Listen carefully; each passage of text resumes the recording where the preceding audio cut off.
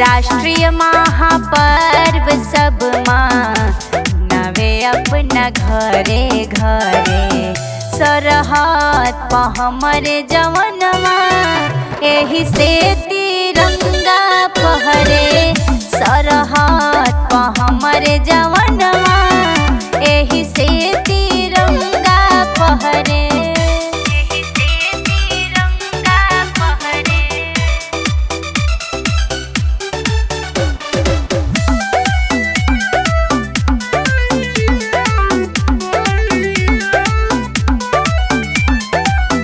जानवा हथेली लेके सीमावा पवीर हो, रक्षा बद देश के ऊ त्यागेलन शरीर हो। नहीं जीवन के कुछ परवाह कर ले, देश सेवा से बढ़ के न चाह कर ले। रहेला सुरक्षित सब लोग गौवा गौवा शहरे शहरे।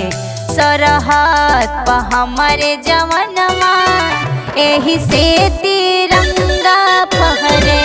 सरहद प हमरे जवनवा एही से तिरंगा फहरे।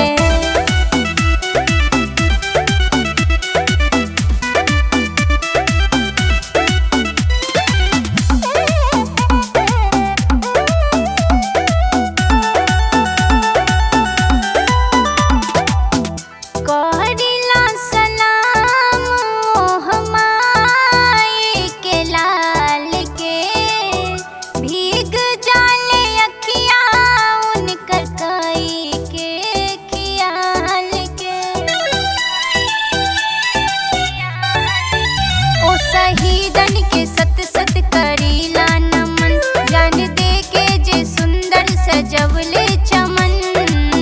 तृप्ति विश्वकर्मा दिल में प्रेम के दियनवा जरे।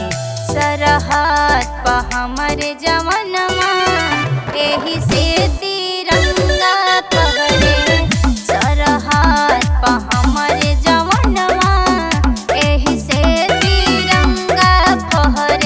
26 जनवरी आयल पावन त्योहार, लाल किलवा पे आज होला जय जयकार। 26 जनवरी आयल पावन त्योहार, लाल किलवा पे आज होला जय जयकार। राष्ट्रीय महापर्व सब नवे अपना घरे घरे। सरहद प हमरे जवनवा एही से तिरंगा फहरे।